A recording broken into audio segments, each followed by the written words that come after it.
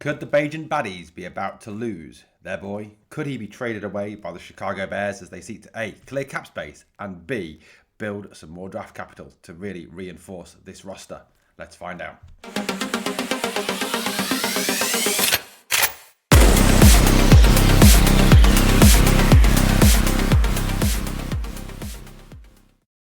What is up, Bears fans? Welcome to the Chicago Bears Huddle podcast, your UK take on all things Chicago Bears. I'm Owen W. James, and this is your video, guys. Please like, share, comment, and subscribe to the channel. Help us to build our UK-US fan community. Right, look, let's talk Tyson Bagent. Look, I know Tyson Bagent is someone that has at times divided the fan base. The Bagent baddies still, I think, some of them insisting that she should be the Bears starting quarterback. But I think, look, anyone with half a brain knows that that is not the case, that Caleb is the man. The Iceman cometh. The Iceman rules the NFC North. And Tyson Bagent certainly isn't that guy. Now, the Bears have recently re-signed Case Keenum to a 2-year contract. Case Keenum has been somewhat of a mentor to Caleb Williams and has, I think, sort of played a part in the development of Caleb over the last 12 months. Case Keenum, obviously very experienced, very good veteran backup quarterback. There's certainly talk that if the Bears were to move on from Tyson Bagent as the backup, that Keenum could become the primary backup with someone being drafted perhaps in the 7th round to be sort of schooled and educated by Keenum and brought on to become the long-term backup to Caleb Williams. Certainly the Bears are not quarterback shopping for anybody other than a backup. Now, the talk is that there are teams that are very, very interested in Tyson Bagent, who is seen as being one of the NFL's best backup QBs. Tyson, I suppose, would be looking at this in terms of the fact that, if he's got any ambition to ever start and be a starting quarterback in the NFL, look, I don't know whether he's good enough to be a starting quarterback. You don't know whether he's good enough to be a starting quarterback. None of us do until, of course, he gets that opportunity, which he's not going to get in Chicago.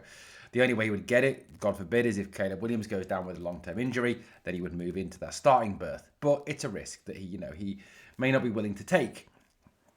If Bagent wants to forge himself as a career as a star, if he sees himself as good enough to become a starting QB in the NFL, he's going to have to move on from Chicago. Now, Ben Johnson is, of course, reticent to do this. Ben has recognised that Tyson is one of the best backups and is happy to have him at the organisation. And the Bears, of course, rewarded him with a new contract with a much improved terms for a backup. But what happens going forward? There are a number of quarterback needy teams in the NFL still. Talk of the New York Jets, the Arizona Cardinals, and the Atlanta Falcons been interested in Tyson Bagent. Some interesting links there, certainly. Now, look, you look at the situation around that quarterback market, and we'll come back to those 3 teams that we've mentioned in a moment. But you look at the quarterback market at this moment in time, you look at the free agent quarterback market and who is available at this point in time. You look at the situation and you kind of evaluate it and look at Tyson Bagent alongside that. Now, if you go to Spotrac, you look at who's available. Kirk Cousins is obviously available. Kirk Cousins is an older guy. He's 30, coming up for 38. Has his problems, has his injury problems, has his issues, and he's expensive. I mean, his market value is around $10.7 million for someone who may or may not work out. You then go to the evil one himself, Aaron Rodgers, who's probably in some sort of, closet now, doing some sort of dark retreat and deciding what he wants to do in the future. Again, 42 years old. Pittsburgh still interested, obviously, in bringing him back.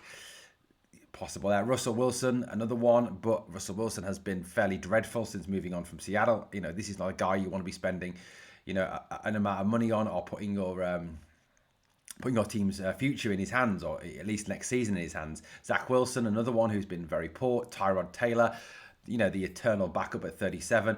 Joe Flacco at 41. Cooper Rush, a guy who's never really done anything in the NFL. Jimmy Garoppolo, I suppose, is someone who is available. And, Jimmy Garoppolo is 34.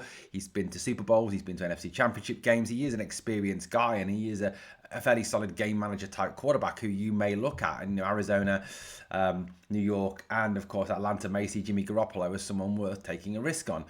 John Wolford, again, not a great one. Eastern Stick. I mean, what a name, Eastern Stick. Sounds like Evo Stick. Brett Rippon, Skylar Thompson, Hendon Hooker, Will Greer, Jeff Driscoll. Hendon Hooker's an interesting one. Back up at the New York Jets, did well in his time with Tennessee in college, but never really done anything in the NFL. So, there's not a lot of talent there and a lot of availability there in the free agent market if you're quarterback shopping. Now, I know that the Jets have Geno Smith, but Geno Smith, again, had a really poor season last season for the Raiders. Yes, it was for the Raiders, who weren't great at all, but still, the Jets are looking to be any sort of serious team for the first time in a long time. They may be kind of looking beyond Geno Smith. Atlanta Falcons, again, they've got Michael Penix Jr., but again, he hasn't really blown up any trees, hasn't really kicked on. Again, not a great quarterback prospect. And I think, also with Ian Cunningham being there, Ian Cunningham knows Tyson Bagent, knows what Tyson Bagent is capable of. So, maybe that Ian Cunningham is looking at the situation, looking to build an offense, and, they're a little bit further along in their development than, say, the Jets or the Cards. And he may say, well, look, let's take a flyer on Tyson Bagent. This is a guy I know. This is a guy I think can come in and do a job for us. Ian Cunningham could well be looking at that. And then that would provide some interesting trade capital. We'll talk about the trade capital shortly. The Cardinals, again, Kyler Murray's gone. He's gone to the Minnesota Vikings. An interesting move. I'm interested to see whether Adam O'Connell can get a tune out of Kyler Murray and turn him into a good quarterback. I don't know. That is a possibility. But a worrying possibility. If Kyler Murray can realise his potential in Minnesota under O'Connell. But again, the Cardinals short of a starting quarterback. They have got people there like Jacoby Brissett, but I don't think he is the answer. Tyson Bagent would be a better bet than that. Now, of course, the question is, what would be the compensation for Tyson Bagent? What would the Bears possibly be looking at for a guy who has, when he has come in and played for the Bears, certainly has not let the Bears down and has certainly done a decent job? Yes, he doesn't have a vast amount of experience in the NFL, but he has started games. He has come in relief of Caleb Williams, and he has done a fairly solid job as when he's been called on by the Bears. Now, you look at his statistics in terms of how he's performed during his time with the Bears. He came to the Bears in 2023. He played 5 games that year, completed 94 of his 143 attempts, which was a 65.7% completion percentage. Very good, very decent, high percentage. 859 yards. 3 touchdowns, 6 interceptions. Slightly worrying on the interceptions. In 2024, he played 4 games, attempting only 2 passes, completing only 2 passes, 100% completion rate, and no TDs and no interceptions. In 2025, he played 3 games, attempted 4 passes, completing 3 of them. 75% completion percentage, 47 yards, no TDs, no interceptions. So, he's had opportunities. He hasn't had a lot of opportunities, but he has come in relief of Caleb Williams, or come in and played for the Bears as well, previous to Williams being here, and has done a fairly solid job when called upon.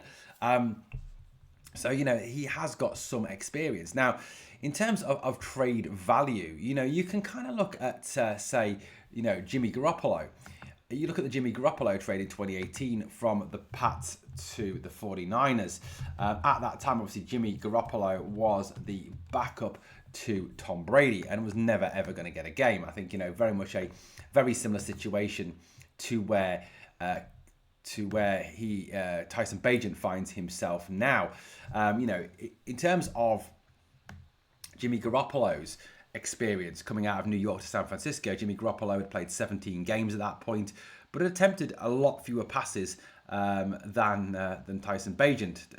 In terms of that, he'd completed 80, just a quick bit of maths now, 94 attempts, completing somewhere in the region of 64 of them. So, again, less experienced than Tyson Bagent. Now, when Jimmy Garoppolo was traded from the Pats to the Niners, he was traded for a 2nd round pick in the 2018 NFL draft. So I think the Bears will be looking at this and using that as a bit of a marker.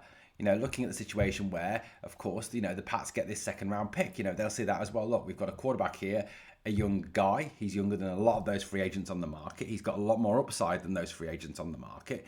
And he's obviously got a bit more experience than Jimmy Garoppolo did when he went from the Pats to the Niners. So you've got to kind of look back and look at that market. Also, you've got to look at the desperation for statistics. The desperation facts here. There is a higher need from the Cardinals, for the Jets, for the Falcons than there is perhaps that the Niners had in that situation. So I think, a second round pick is very, very much obtainable for Tyson Bagent. Now, if a second round pick is on the table, is that something the Bears can really afford to turn down?